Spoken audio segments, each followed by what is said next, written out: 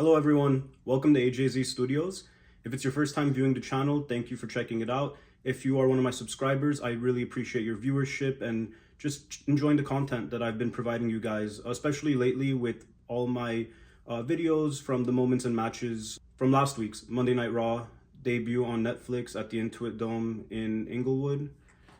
Just a very cool experience for me being there. I'm glad I got to showcase just some of that with you guys throughout the last week. But I did want to go ahead and make a follow-up video reviewing my experience, not just of the show, but due to purchasing on location Priority Pass, something that I never thought I would do in the past. I always saw it as an availability, as an alternative to just purchasing tickets to a WWE event. And this time around, I felt the need to do so, seeing that what they were offering. So they offered an all-inclusive food and drink hospitality service a few hours before the event. And along with that, during that event, they offered meet and greet opportunities. The advertised names being Liv Morgan, The Miz, LA Knight, and CM Punk and Seth Rollins, who are my two favorite wrestlers of all time. So to have that opportunity to meet them, and not only meet them, but given the circumstances that they were going to be main eventing the show that night, it just felt like something that I had to do. So for the cost I paid for that experience, I for sure could have gotten a better, more close-up seat at the Intuit Dome, but I really did enjoy where I sat. I was in section T25, row 1, on an aisle seat actually. So just a very cozy experience for me overall. I enjoyed it. I truly feel like at the Intuit Dome, you do not have a bad seat in the house. So I'll just kind of highlight how the day went for me from beginning to end, and then finalize it with my thoughts on if you should go ahead and purchase through on location, or if you should just stick to buying tickets to the event, and just my overall thoughts on what makes sense depending on the situation. So beginning off, I made sure to get to the Intuit Dome fairly early. I got there at 11:30 a.m. On the day of the event. On the itinerary I received from On Location, they said that the Priority Pass check-in would be at 12:30 p.m. at the North VIP entrance of Intuit Dome. And the thing is, when you arrive there, the plaza area of Intuit Dome is closed off. There's like a set of white gates at the very front that you kind of just have to hang out behind until the security personnel open it up. And then I believe if you're parking at the West Garage at Intuit Dome, there is a separate security walkthrough that once you get past, there's a staircase that goes down to that same plaza. So I believe those are the only two entrances into the plaza that grants you the entrance to the arena, as well as that North VIP entrance that I had to go to for my check-in. So yeah, I got there early, was just hanging out around there, talked to some people, just had a good time. And then eventually, it seemed like the gates were opening a lot later than they should have. The check-in was meant to be at 12:30 p.m., but the gates didn't open until about 12:45 p.m. And not only that, there was a bit of an issue where, people were lined up across this wide length of gates. There's multiple gates with multiple security checkpoints like set up, with the idea being, that we're all just going to line up at each of them, and there'd be enough personnel to file us in accordingly.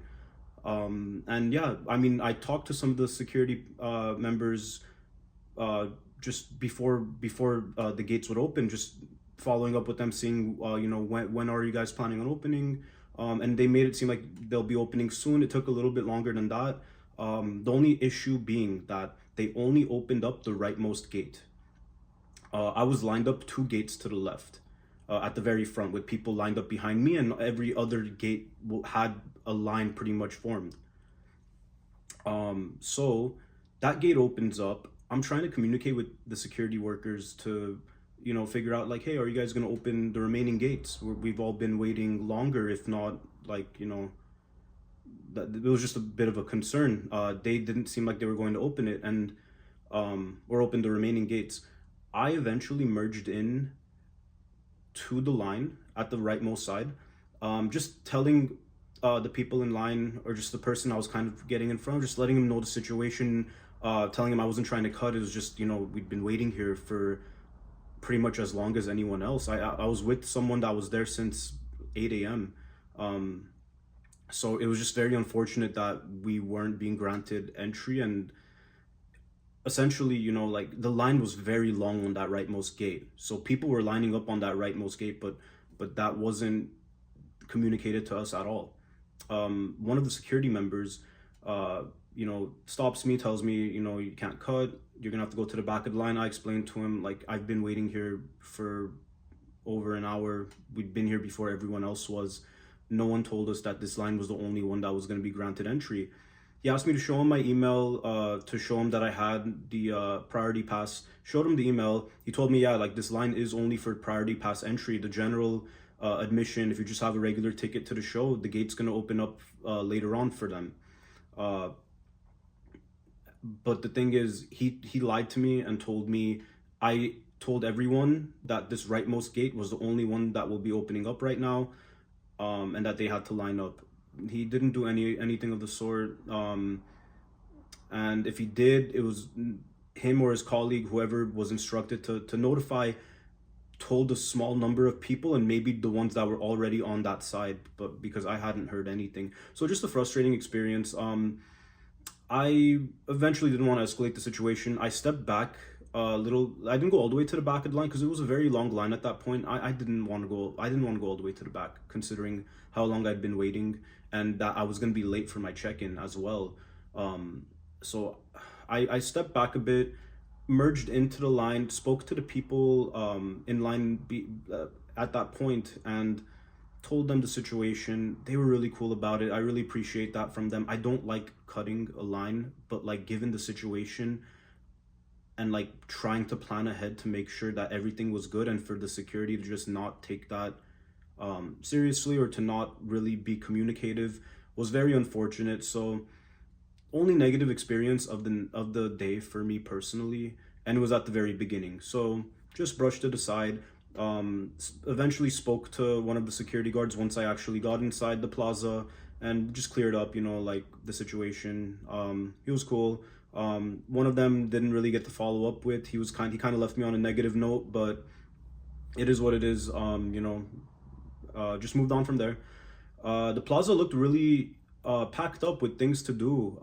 They had like an entrance set up for like fans to go through, enjoy, like, doing, like, creating an entrance, kind of the stuff you would see at WWE World. I unfortunately, because of the rush I was in, I didn't get a chance to actually enjoy all of that, but I got to see the plaza before when I was at a Clipper game, so definitely a cool area. I'm sure a lot of people got to spend time there before the show, and it was just like festive, a lot to do, so definitely a cool area. I went straight into the line for the North VIP entrance, checked in, and I got my gold hospitality credential. It was just this lanyard, just indicating that, I have the gold pass. If you had the champion pass, which was pretty much like the ringside seats and a few added bonuses, it was like a red outline rather than a gold one, but still a cool little memento to have. Nothing crazy. I'd heard for previous events they would give you a like some gifts, like maybe like a cap or like something. I don't know if they'd give a shirt, but like for SummerSlam and Bad Blood, I believe they actually gave out additional things to the gold and champion package holders. So not really beat up about it. I think that's kind of a cool thing to have, that I can just, reflect on.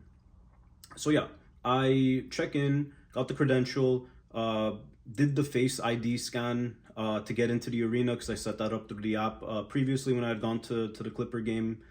So that was cool. They kind of had two separate lines. You could do a Face ID scan, or you could use your phone to scan. Either way, like, just ease of entry for sure at that point. It was really just that initial gate fiasco that was a little concerning, but the check-in process, like, no issue at all. I eventually just followed the instructions of the Intuit Dome workers. They guide me down a set of escalators, then a pretty lengthy hallway, and eventually I find myself at the Patron Club, and that's where the hospitality event took place. So yeah, I step inside a pretty symmetrical room where it's just, you have a lot of like comfortable seating arrangements, chairs, tables, plenty of room for all the people that were attending. And then to the very left and the very right, upon entry, you just kind of have like like a buffet style, like grab and go food items. They had like some dessert items I saw. They had burgers. They had pulled pork sandwiches, or was it brisket or pulled pork? I forgot which. Chicken tenders and fries. Like chicken Caesar wraps.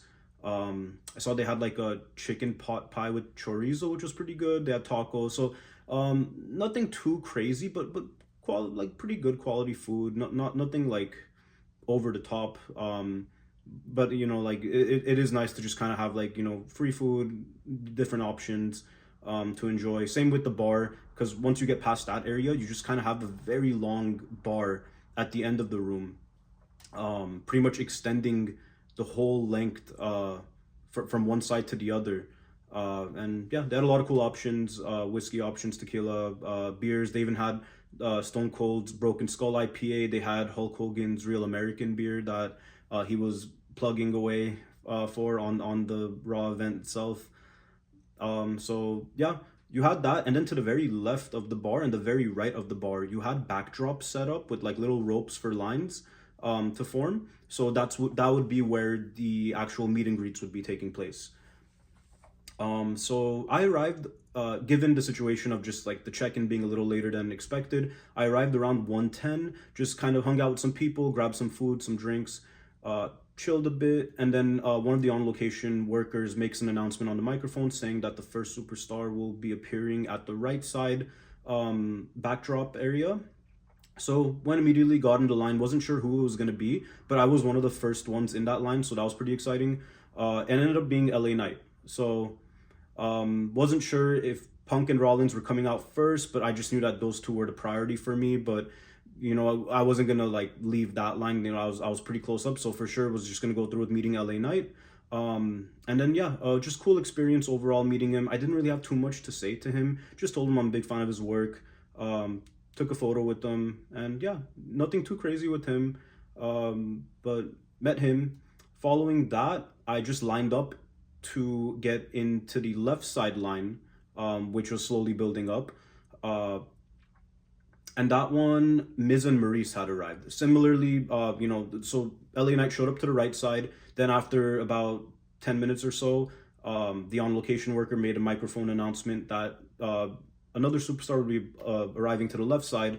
And yeah, I believe before I got in line was when Miz and Maryse arrived. So yeah, so I was just in line. It was a relatively long line, but it did go by pretty fast, and that's kind of the trade-off with this. This isn't like a traditional meet and greet you'll get at a WWE World, or just what I've personally normally experienced from meet and greets, where you do have a bit of time to speak to the wrestler. Not that I didn't get to really speak this time around. It did seem like it was a bit rushed, right? You're not getting an autograph. You're just going in, getting the photo, having a quick word, maybe shaking a hand, and then moving on. So that's one thing to take into account. But the nice thing about this was that I never felt at any point, even when standing in a long line, that I wasn't gonna meet my person.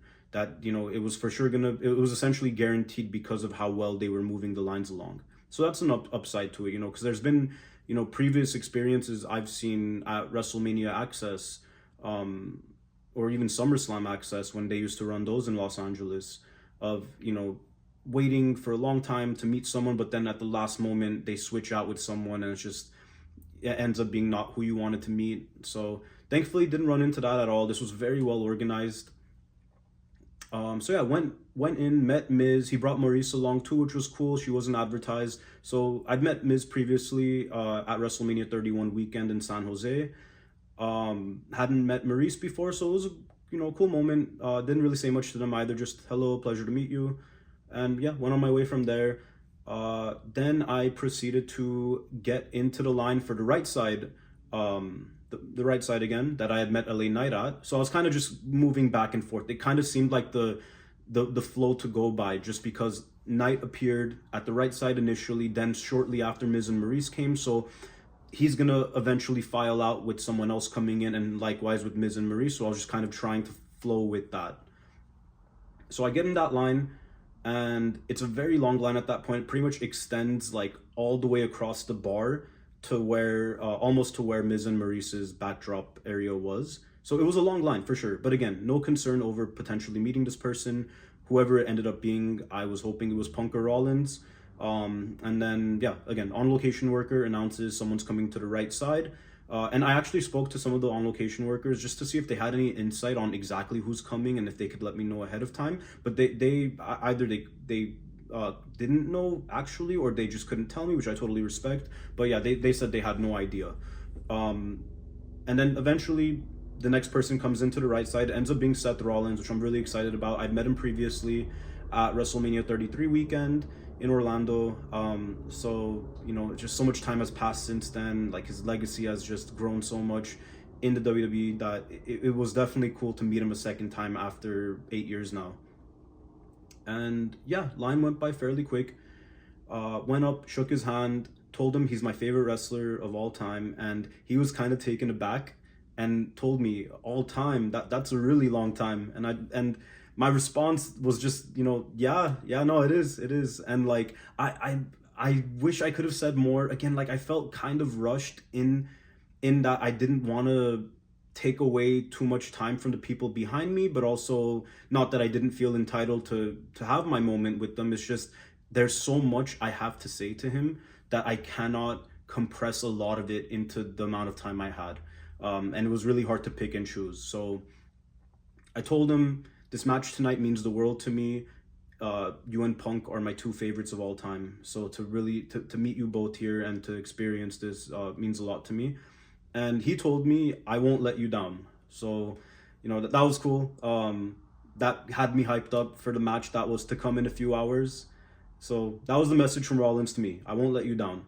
Took the photo, very cool photo. And what was nice is that these on-location workers, specifically the ones taking the photos, I'd asked them, you know, can you please take multiple shots just to ensure that, like, a single one isn't blurry or just not what I wanted. And they were totally fine with it, because I had cases in the past at WrestleMania Access where they would just take a single shot and it was blurry, and like neither me nor the wrestler was like fully set for the photo, so just didn't end up being too good.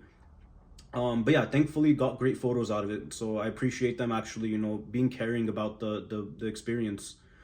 So yeah, met Rollins, then eventually got into the line on the left side, which again was picking up. Eventually Miz and Maryse had filed out at that point. Seth filed out shortly after I had met him.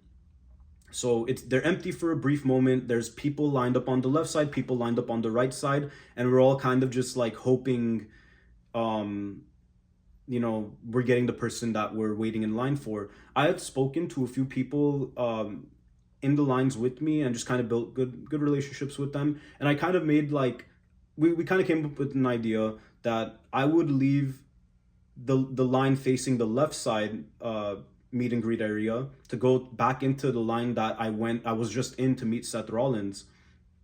And we were hoping for CM Punk. Me and that group of people were hoping for CM Punk. So I got into that line, told them, you know, if it's Punk, guys, feel free to come through. Just join me, you know, we're together in this. And likewise with them, if Punk had showed up in the line that I had just left, going in the left direction, that they were cool with me joining back in. So yeah, I hung out in the line, and we're just waiting for a brief moment. They announce that a WWE legend is going to the left side, which had me a bit surprised. So I'm thinking that's Punk. That clearly has to be Punk. On location, the worker specifically on the mic announced him as a WWE legend. And I'm thinking, well, the only other people advertised for meet and greets right now are Liv Morgan and CM Punk, so it has to be him. So I was kind of worried I got in the wrong line. But then it ends up being Jimmy Hart. So Jimmy Hart was unadvertised, but he showed up for a bit to do meet and greets. And this was on the left side, the line that I had just left. So the people that I had kind of made that agreement with came through to my line. We were fully expecting CM Punk to be the one to show up on the right side, which is exactly what happened. Punk arrived, people were, you know, hyped, they were chanting his name. Just a cool, like, you know, everyone was hyped to see him. I would be surprised if you know, someone just didn't even want to meet him that day. I mean, there were some people that were just kind of there for the all-inclusive food and drinks, didn't really go out of their way for the meet and greets, which I can't judge them for. You know, it's their money, they want to spend it how they will. But you know, for me, this was like the selling point, was me meeting Punk, who is my favorite wrestler of all time, and Seth Rollins, who is also my favorite wrestler of all time. So yeah, yeah. I was very excited, right? Because I'd met Seth before, talked to him before, and Punk, this would be my first time actually speaking to him. The only other interaction I had with him was being ringside for Double or Nothing 2022 after he had won the AEW title from Hangman Page. Kind of went around the ring and did fist bumps with everyone. So just, that's my brief interaction with him I had in the past. But to actually speak to him was like exciting, just to tell him, you know, what he meant to me as a wrestling fan growing up. He's been my favorite wrestler since I was 9 years old. So yeah, this was kind of a surreal moment to me. Got to the front of the line, went up, fist bumped him. He extended his hand out first. Normally I like to shake hands. I kind of know Punk isn't really the type to shake hands. I don't know where I saw that before, but it just seemed like normally when he's interacting with fans, he'll only fist bump. So, you know, whatever he's comfortable with, it was just cool that he was the one that extended it out first. So fist bumped him, told him pretty much the same thing I told Rollins. You're my favorite wrestler of all time. This match tonight means so much to me. And you know, like this, like, to me is like a culmination of me being a wrestling fan for all these years. My two favorites of all time on such a special show, main eventing and you know, putting on what I'm expecting to be an all-time match. And Punk told me, I won't, he didn't tell me I won't let you down. That's what Seth told me. So Seth Rollins had told me, I won't let you down. Punk told me, I will try my best. So had somewhat two, you know, claims from both of the guys in that main event that was to come later that evening. And yeah, it was just, you know, took the photo, again, similarly before, got multiple shots and, you know, just got the right ones to pick out.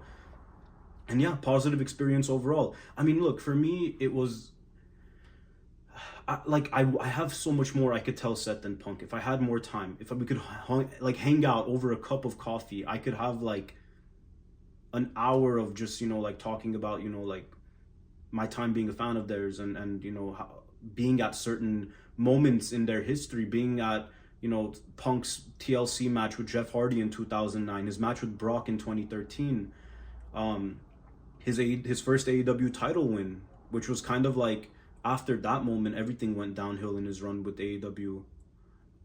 So, you know, just to kind of like highlight those things in meeting them. Same with Seth. I was at his Money in the Bank cash-in at WrestleMania 31. He like, I wish I could tell him, man, like, you do not view that as a WrestleMania main event for you, but it was that. You know, people left Levi Stadium with smiles on their faces, you know, happy that the show ended the way it did and you were the reason for it. To tell him, you know, WrestleMania 33, his match with Triple H, seeing that in person, I thought that was it still stands as a very underrated match in my opinion. So like, just telling him, you know, like, that match was cool for me in person.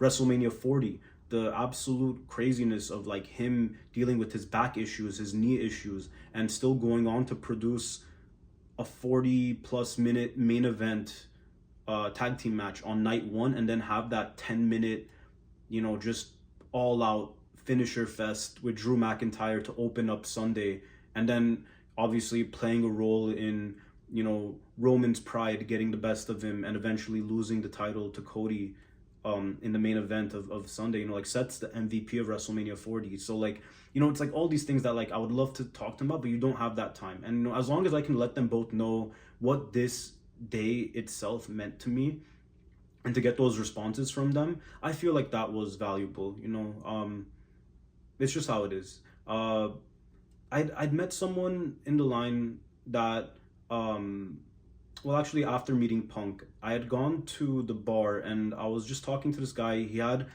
that signature CM Punk spinner belt that had just come out like a month ago on WWE Shop, that sold out pretty quick. And he seemed a little bummed out, and I was just trying to see what was wrong. He, you know, he told me pretty much Punk did like refused to sign his title, and he just felt terrible because he spent so much money on it. He's been a big fan of his, and Punk had like, I guess Punk had signed very minimal items during this meet and greet period, maybe like just like something for a kid or two, but he felt disrespected in a way and just very beat up, and that you know, as like a fan of CM Punk, like it hurts me to see like another guy that, like, you know, he just had the opportunity to meet the same guy that like had meant a lot to me over this time. And you know, like, so many things go into that, right? Punk could have been instructed by whoever was, you know, guiding him throughout that meet and greet process. Please don't sign autographs. We have to file through as many people as possible. Like, you know, it may not always be his choice, and sometimes he will deviate from that to sign a few autographs just to you know, if someone catches his eye that he wants to create a moment for. It's not like an act of disrespect towards you. So like, I don't know, that just kind of, you know, I feel bad that he had that experience, because for me it's just, you know, I always try to be, you know, optimistic about these meet and greets. I know it's never going to be perfect, right? Like I said, meeting Punk and Rollins, it wasn't perfect in the sense that I couldn't tell them everything I wanted to tell them, but it was still so cool getting that experience just a few hours before such a highly anticipated match between the two.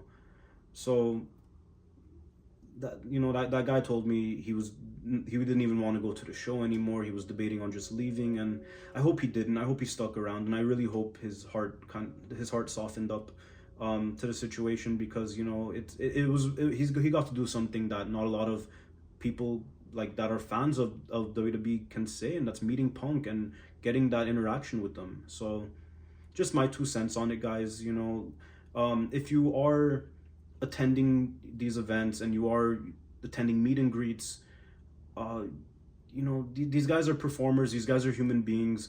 Enjoy their craft. It's really cool what they're doing. I wish more people I knew appreciated what these guys and girls, what they're able to do athletically, the stories they're able to tell. But, you know, you're your own person, you have your own life. Enjoy what they provide, but also, you know, don't feel like, you know, like because someone you looked up to in this is not delivering for you the way you had fully hoped. So yeah, just moving on from all that, just wanted to throw that in there. Following meeting Punk, I had gone to the left side, and at that point Liv Morgan was doing the meet and greets. I lined up, the line got cut off, so not bummed out about it at all. Liv Morgan was, and Jimmy Hart, I guess, but Liv Morgan was the only advertised person that I didn't actually get a chance to take a photo with. But as she was leaving, I just kind of had a brief interaction with her, told her, Liv, go get that dub tonight. And she was just like, yeah, thank you. And then that was pretty much it. So I very well knew Rhea was most likely going to beat her that night. But just kind of something to throw out there just to have like an interaction, you know. So thought that was cool. Didn't get a chance to get a photo with her, but no biggie. From that point on, the champion pass holders went to go ringside to their seats, but also they had photo opportunities, I believe, on the ramp and on the stage, which wasn't included with my package. With my package, we just kind of hung out around in the lounge. They still had food and drinks available after the superstars had left, and there were no more meet and greets. And that was pretty chill. I appreciate them letting us hang out a bit more, just because like so much of my focus was you know, meeting the people I wanted to meet, that I didn't like, I just didn't really get a chance to get as much food and drinks as I wanted, but I got to enjoy that a little bit more as it was wrapping up. And then eventually they told us the lounge was closed, so we exited, went to the merch line outside the arena, and it was very long, but wasn't even sure if I was gonna get anything, but I was just kind of socializing a bit, and then just kind of talked with people going through the line. And eventually, you know, like as I was going through the line, I look to my right, and then I see like those punching bag machines, like you'll see at an arcade, where it's like a speed bag, you punch it and it gives you a score. Except this was like a mannequin of Gunther, and you would be using a steel chair to hit him and get a score, which I just thought was insanely cool. Like I just was kind of taken aback whenever I had seen that, just because I wasn't expecting that, and like I kind of wish I got in line for that, but unfortunately didn't. I was still in the line for merch, so just kind of walked cross paths with it, and saw a few people actually get the top score on it. So definitely wish I could have tested myself on that. That would have been fun, just doing a nice chair shot to Gunther. So yeah, kind of cool things. Just a lot of cool things they were offering for that special event. I would love if they actually took things like that to like all the other episodes of Raw, but I don't know if that'll be the case. Maybe at WWE World we'll see stuff like that in Vegas. So yeah, got to the front of the merch line. Didn't really know what I wanted. I'm normally not the type to buy merch as much anymore, but I was kind of in the moment and I saw this and thought it would be worth getting. So just kind of like a match card graphic shirt. Unfortunately, it doesn't say anything about Netflix, just mentions Raw Premiere and has like Premiere written vertically as well. But given the fact that, you know, Punk and Rollins are my two all-time favorites, and they have the match that evening, I just wanted to get something with both of them on it. So I thought this would be the one. But you also have Roman and Solo as well as Liv and Rhea on it. So cool shirt overall. Yeah, normally I wouldn't be the type to get merch, but thought this was something worth getting. And then similarly on the back, not much to it, just the new Raw logo. Premiere January 6, 2025, Los Angeles, California.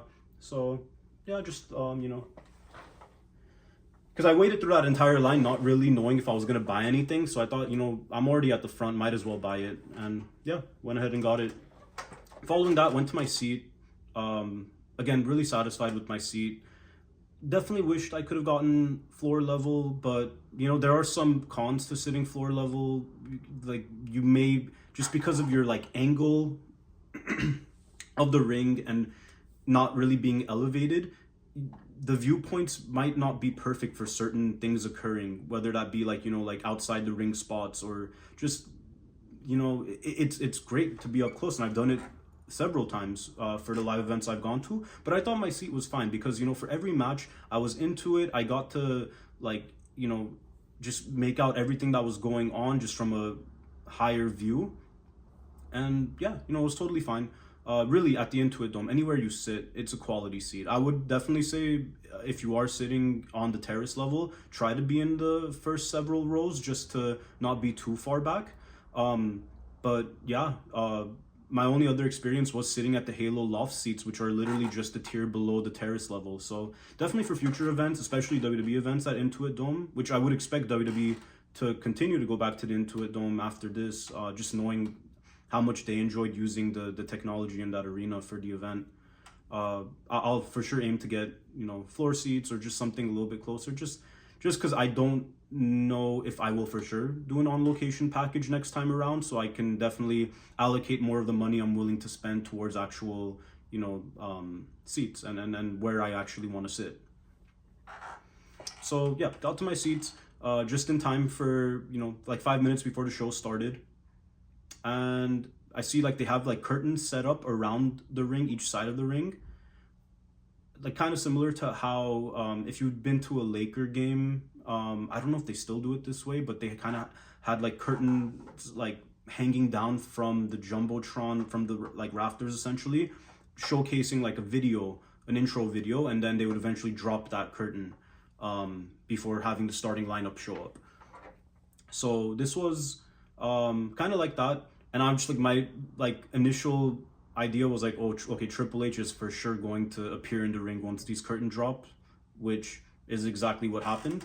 So yeah, Triple H welcomed the crowd to the Netflix era, which was really cool. We got the intro with like the whole Netflix intro, so that just kind of was like a nice little like, yeah, we are a part of a whole different era of Monday Night Raw, and you know, who's going to be watching it, you know, how it's expanded. It is exciting to kind of be a part of that first event, and it felt big. It felt very big. So after Triple H has his welcoming announcement, The Rock comes out, and The Rock cuts a promo similar to how he normally had been cutting promos prior to engaging with this final boss character.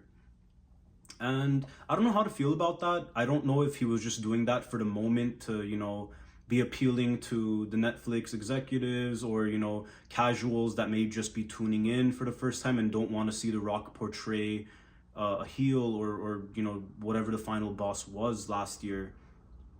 So I don't know how to feel about that. The fact that he kind of acknowledged Cody and his work ever since WrestleMania as the champion, and Cody's just kind of hanging out front row. I thought that was cool. It is kind of weird that Cody's not in the ring and they're not having an interaction, because the last time around in Philadelphia, the night after WrestleMania, I was there, row two, to see Rock hand something back to Cody and tell him to not break his heart again. And I believe what that was Cody had gifted matching Rolexes for the WrestleMania 40 Night 1 main event to Seth, Roman, Rock, and himself. And I believe that's what the item is presumed to be that Rock handed back to him. Again, like, it hasn't even been confirmed, because the idea being that The Rock had told Cody that our story is just beginning, that whatever happened the night after WrestleMania, answers would come most likely in the coming year, most likely leading into WrestleMania 41. That's just what we assumed. Now we're here. Now we're in the build up to WrestleMania 41. And it kind of seems like The Rock just put a closing remark on his whole time with Cody. So I don't know if we are getting The Rock versus Cody. I don't know if The Rock is in the plans for WrestleMania this year. And I'm not too bummed out about that if not. Ideally, I would want to see The Rock there. I loved every moment of that night 1 main event, his involvement in the night 2 main event back in Philadelphia. So we'll just have to wait and see. Given how things went last year at day 1, the first Monday Night Raw of 2024, and how much changed after the Royal Rumble, I would definitely say let's just wait and see what goes down. Like, we have no idea if The Rock is just kind of slowly building up to an actual idea of what we will see from him at WrestleMania. And that could be a match with Cody. That could potentially be a match with Roman, which, following all that, we have Roman and Solo for the Ulafala Tribal Combat. Very enjoyable match. Really enjoyed that. Thought it was one of Solo's best matches. I liked his match with Cody at SummerSlam. And yeah, I thought this one was a very enjoyable one. Had some interferences get involved. Jacob Fatu and Tama Tonga. Jimmy Uso and Sami Zayn also get involved. And then eventually you have Kevin Owens hit Roman Reigns with a stunner coming out from under the ring, which was kind of crazy to see, just because Roman and Kevin Owens hadn't interacted pretty much since, I believe, summer 2023, where Sami and KO had the tag team title match with Roman and Solo in Saudi Arabia. I think from that point on, really, we knew Owens still had a gripe with Roman, that, he was very critical of people that were aligned with Roman or just helping him out in any way recover post WrestleMania 40. And that obviously leading to the feud with Cody that's carrying on into the Royal Rumble. So that was just kind of crazy to see KO actually show up, actually attack Roman. And eventually Cody comes out now to help Roman out, which is also, developing this is just developing their feud further going into the Rumble. Cody comes out, takes out Owens, they're fighting in the crowd. Roman eventually gets the pin on Solo. And you have, this kind of long-awaited comeback of Roman, the big loss at WrestleMania 40, not showing up on SmackDown, pretty much being usurped by Solo, just due to Roman not being there, taking the Ulafala, taking out Paul Heyman, all leading to this moment where Roman and Heyman are here together. The Ulafala's in Heyman's hands, and he's going to bestow it upon Roman. But then Rock comes out, and he tells Heyman essentially to let him do it. Heyman hands him the Ulafala. Rock places it around Roman's neck. And they hug. And I was kind of in the moment just waiting for Rock to take him out or hit a rock bottom, something that would just kind of indicate, yes, this is happening. Rock versus Roman Reigns is set in stone for WrestleMania 41 in Vegas. Did not happen. again, similar to the Cody and Rock interaction from just prior to that, we have to wait and see what's going down with that. Is Rock truly not going to be involved at WrestleMania 41? We don't know yet, but you know, he was kind of in his promo and also on Instagram post prior to Raw, he'd kind of indicated, you know, his status as a High Chief of Samoa, and that I just have a feeling, you know, like you have Roman, you know, regaining his status as Tribal Chief, and he's been doing this for so long. He asked Rock to acknowledge him last year, that, you know, at some point Rock would use this against Roman, that, you know, I'm the High Chief, and you could eventually have that dynamic going into WrestleMania. So yeah, I don't know if that will be the direction they go. For all we know, the plans could be Roman versus Punk and Cody versus Cena, and that's the beauty of it, because those are two awesome main events, and I don't think anyone would be disappointed with those. It's just a matter of if Rock's available or not. If he is, great. If not, great. I'll be there. I'll be at WrestleMania. I'm excited to be there. No matter what is main eventing, no matter who is present on the show, I know they're going to put on a great show. So yeah, following that, we had Cena come out, kick off his farewell tour. Pretty much nothing too out of the ordinary. I thought it was a really good promo. Cena's a very good speaker from what I've noticed over the years, you know, especially like around the 2015 to 2017, like definitely showed a lot. But yeah, now that he, you know, he's kind of in this zone of like, it's his final year, every moment counts. He's claiming this to be his last time ever as a performer in Los Angeles, which I could see being the case just due to, you know, like the way WWE scheduling is now. I don't see a WWE event coming to LA again until probably early 2026. So that could very well be the case.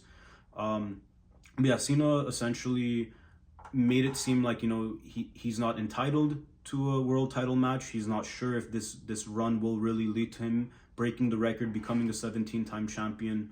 And he's kind of low on confidence is what you see throughout this promo. But then he eventually just kind of builds himself back up, tells himself, you know, like, I can win the Rumble. I'm going to enter the Rumble. I'm going to win it. And I'm going to make this happen. So I thought it was a pretty good kickoff, just because, like, you add a lot to his character by showing there is doubt in him to actually accomplish a lot during this final run, or if he's just kind of here to you know, make the fans happy, give them, you know, some final moments to remember before walking off into the sunset. But I like that it's kind of like he realizes during this promo, I want to make it more than that. I want to make this a historic run. So cool way to kick it off. I thought it was great. You know, I don't know what his plans are for WrestleMania. A title match with Gunther would be more than welcome. I would love that. I don't know for sure what he's going to be doing. That seems like the best option on the table right now. I would not be opposed to a match with Logan Paul. I know some people don't want that. They feel like it wouldn't be right for Cena's last Mania match, which I totally get that. Orton could be a possibility, but that could maybe come later on down the line. So yeah, again, we gotta wait and see. I definitely did feel like the show would indicate more what was going to be taking place at WrestleMania, but realistically, we're gonna have to wait until the Rumble at the earliest to really know what's going down. So yeah, following that, we had Rhea Ripley and Liv Morgan for the women's world title.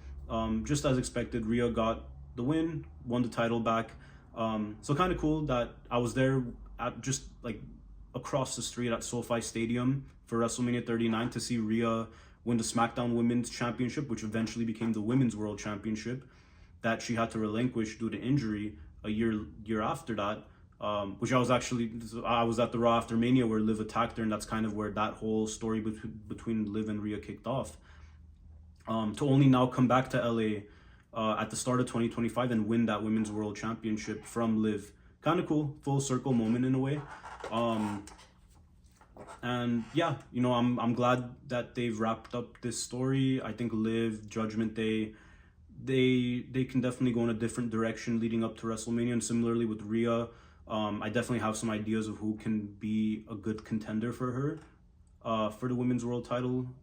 Bianca Belair would be an amazing match. I don't know if they're gonna do that this year. I feel like that is a money match that the WWE realizes they have, that for some reason they just really want to hold off on. Io Sky would be a pretty good choice if you have her win the Women's Royal Rumble this year. So that's definitely in the question. But yeah, with Rhea and Liv, I thought their SummerSlam match was very enjoyable. I'll probably put this match on a similar level to that. I would say their Hell in a Cell match, Bad Blood match, was not too good. I wasn't a big fan of that one, so I'm glad that they could at least wrap up the feud on a pretty high note. And then yeah, after that you had Travis Scott come out with Fiend playing throughout the arena, and I was kind of disappointed. I was hoping to see a performance by him. I think Triple H did mention that there are further plans for Travis Scott after this, so maybe that may entail a performance at WrestleMania in Vegas, which I think would be cool. For me, like high school, college, university, like during that time, like Travis Scott was like the party music. Like if you were at a party, like everyone would know his songs. It was kind of like Rodeo, Astroworld, Birds in the Trap, Sing McKnight, like all those like just songs that were always popping, like just enjoyable to listen to, playing a game of beer pong, so I'd kind of just associate his music with like that time in my life. So to see him live was pretty cool. I'd seen him previously at the Forum during the Astroworld tour, I don't even know, I think like 5 or 6 years ago. So cool to see him live. He came out, was smoking a blunt, which was very interesting to see. He for sure didn't get approval to do that, but I don't think anyone was going to stop him. Jey Uso then comes out. They have a pretty cool entrance, going down to the ring together. And then I think Travis Scott just didn't even like stick around after that. It looked like Pat McAfee was inviting him to commentary, but he just kind of hung out a bit and left before the match even started. Then Drew arrives and their match begins. I didn't really stick around for this match. I had to use the restroom, I had to get a drink, and I definitely just wanted to be prepared for the main event that was to come. So I stepped away, got all that handled, got back just in time for Jay's win. Didn't really see anything. I kind of just walked in like mid victory celebration. So I did rewatch the match on Netflix, and yeah, it was pretty good. I have no complaints about it. I initially thought this was a must win for Drew, but I think given the fact that Jay and Drew are both pretty much slated to have a strong 2025, this was definitely a decent way to have the match play out, with Jay just pretty much getting like a roll-up win on Drew. And also given that that Jay is going to be challenging Gunther for the world title at Saturday night's main event at the end of January, it made sense for him to get the win here. So yeah, no negatives about it. I think the win could have gone either way, and I don't think a loss for Jay or a loss for Drew would have really hurt anyone there. So just a positive addition to the show. But yeah, we get to the main event. Seth Rollins comes out, CM Punk comes out. I'm just kind of locked in. I'm like, man, I cannot wait for this to get going. And the match just gets like, I thought this would be a great match no matter what I was going to see in that ring, but they fully delivered. They met the promises they gave me. Seth told me he won't let me down. Punk told me he'll try his best. They very well met my expectations. They exceeded my expectations. Even rewatching that match on Netflix, it re-emphasized that, wow, this was a great match. In person was just as great, if not better. Very great start to the match with, just going at it. Punk eventually gets Rollins out of the ring, goes for, a slingshot over the rope to the outside. Rollins rolls back and Punk falls outside. Rollins runs the ropes, does a suicide dive, like just very explosive start. Loved an entire match the entire way through, just incredibly explosive. You had Seth hitting pedigree on the announce table. You had Punk hitting a stomp. You had Seth hitting, I believe, 2 GTSs. So just craziness all around. Punk hit like a neck breaker from the top rope. Just a very fun match. I was locked in. I was enjoying it so much, and it's definitely going to be one of those matches I go back and watch. I never really normally it's like a PLE match that like always gets me like coming back, but for this might be like my most watched Monday Night Raw match of all time. When it's all said and done, like it just meant so much to me, and given like the scenario of the day, and meeting those two guys, and they're my two favorites, and the match they put on, like I'll always go back and watch this match. Even if they have more matches, even if I'm there for their WrestleMania match, like this one will kind of hold up on its own. Which, speaking of which, you did have CM Punk get the victory. I don't know if that means this is a one and done. I don't know if they'll have a follow-up at WrestleMania or some other time. I would like my scenario that I mentioned in my previous video to play out, of Seth winning the world title from Gunther, and Punk, or no, sorry, let me rephrase that. Punk winning the world title from Gunther after this whole Gunther and Jey Uso match is done with, and Seth either winning the Rumble or winning the Chamber and going after Punk, and Seth eventually winning the title that he made relevant from Punk at WrestleMania. I feel like that makes for a very good story. Seth gets his win back, and it just, you know, they put on another great match. Like, there's no negatives to that, but also I don't know if that's the WWE's plans for WrestleMania. So we'll have to wait and see if really it is true that Roman and Punk is the plan, which that's gonna be a main event for Punk no matter what. So hoping that this is the year we finally get to see a CM Punk main event at WrestleMania, especially with me being there. Like I really hope I can be there live for that, because I don't know if I'll for sure be attending WrestleMania in 2026. So hoping this year that gets knocked out. Whether I get to see Punk and Rollins on that stage, you know, WrestleMania 40 was really the occasion where I wanted that to happen, and unfortunately didn't work out. But I think they made the most of it. Punk's feud with Drew was, you know, everything it needed to be and more, and it really made, you know, the disappointment of Punk's injury feel worthwhile with that amazing feud. And then to just kind of seamlessly move on from that to Punk and Rollins and have that match at the Raw event was huge. So yeah, I don't know where both of their directions will be. I do know they'll both be in the Royal Rumble, as will Drew. I would definitely say out of the three of them, Punk should be the favorite to win the Rumble, but again, I would like Seth to win his second Rumble if my plan would be what they would go with. But yeah, I thought the finish to the match was actually great. You had Punk on the top rope. Rollins, eventually Punk just like shoves him away. Rollins, you could see like Rollins visibly just getting pissed off, heated, and then he goes and runs up the ropes, hits a superplex, going for the Falcon Arrow, that signature that you always see Rollins perform. One of his like best moves that I personally feel.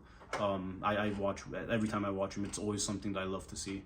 That and the Phoenix Splash, but we don't really see that too often. And usually if he attempts it, it's always a miss. Very rare occasions that it actually hits. I was there one of the times when it actually did hit at WrestleMania 33 on Triple H. So yeah, anyway, as soon as he gets up for the Falcon Arrow, Punk picks him up, hits a GTS, Punk collapses to the floor, Rollins bounces off the rope, falls right into Punk on pretty much like Punk's shoulders in a fireman's carry. Punk just powers up, and like Punk like showed his exhaustion in that moment. Like it just came off really good to me. So you had Punk already set up for a second GTS, hits it, gets the pin, and yeah, Punk wins the match. Just positive all around. Loved the match. The show was great for me personally. I know a lot of people followed up by watching the second Netflix episode of Raw that just aired on Monday. A lot of people felt that was a stronger episode of Monday Night Raw, and I honestly can agree. It was a stronger episode. All the matches hit. All the like the opening segment with Punk, Drew, and Rollins was great. I will just say, you know, I would have preferred still being at that first episode on Netflix, just because of how big it felt, and given the main event. You take that main event out, yeah, it may be debatable that I would have probably preferred being at that second show that just aired yesterday. So yeah, do I feel like it is worth getting the on location pass? I would say, for me personally, I don't think I'll go ahead and purchase from them again, just because I don't know how they top this for me on a personal level. I got to meet both of my favorite wrestlers just a few hours before they had that match.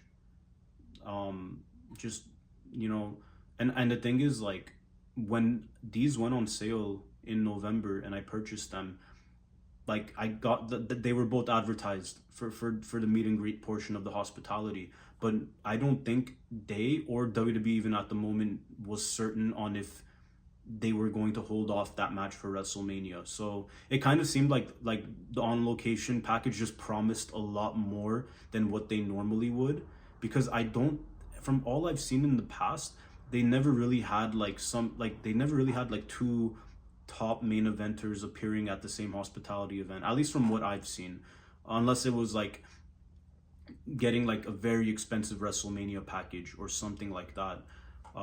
This was like, you know, given the price point, I felt like it was good value. It's definitely still a lot to spend. That is the thing with these on location passes.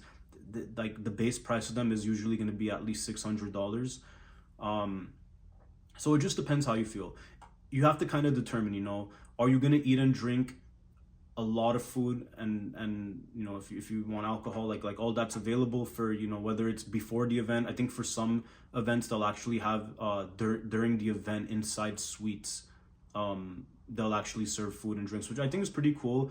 But also it makes it more difficult to meet the superstars that are advertised for that, just because you're watching the show, grabbing food and drinks, and also trying to meet the superstars. I feel like that's a bit too overwhelming. I think the fact that we had a time period to just lounge inside the arena before the event and like comfortably like get through meeting the people we wanted to, I think was definitely a better way to go about it. So it depends, you know. You can check on their website, see what the upcoming shows have promoted for their different packages, see if the price points meet what you are willing to pay for this. And if not, I would say, you know, it may be more worthwhile spending that money towards getting good seats at that particular event. So I know for me, I'll most likely not do a WWE related package with them again, unless they give me something crazy like a Roman Reigns or John Cena or Cody Rhodes meet and greet, for good value, just because I again, like, I think it may in certain cases be more valuable to spend that money on better seats at the event. This time around I was okay with where I sat. But yeah, for me, I am going to inquire to them about potentially purchasing a on location package for the FIFA World Cup final. I want to see how that works out, because they're taking deposits right now. I want to call them and see if, you know, like, if I place a deposit, it is a fully refundable deposit, but I want to actually ensure that I have the ability to purchase specifically tickets to the final, which is going to be difficult. I don't know if they'll be able to guarantee that, but I just kind of want to see what's going on with that. If that were the case, I may purchase through them again, specifically for the FIFA World Cup coming to the United States, Mexico, Canada, the final being at MetLife Stadium in New Jersey. So that may potentially be another time where I'll purchase an on-location priority pass. But for the time being, I think, you know, just going to the events, trying to get good seats for reasonable prices, just because the prices are so crazy right now. I think that's my goal. But yeah, I would definitely encourage you guys to check out what they offer, what On Location offers throughout the year, especially if it's, you know, an event that you are interested in going to, and just kind of weigh out your options. See if it makes more sense to just purchase the ticket, or if you really want to meet a specific superstar that's advertised for the event, and you're willing to pay that money, and you know you're not going to get a seat that's as good, but and also in turn you can spend a lot of money and get very good seats and get the hospitality meet and greets and food and drink inclusions. So yeah, just overall, I wanted to share this experience with you guys, and I thank you all so much again for watching my videos, for being interested, for your viewership, for your subscriptions, and I just want to continue to provide great content for you guys. I'll definitely have some things coming up shortly, especially with the Royal Rumble, especially just with my own personal experiences in the past. So please stay tuned for that. Thank you all so much again. I hope you have a great rest of your day, and this is AJZ Studios signing out.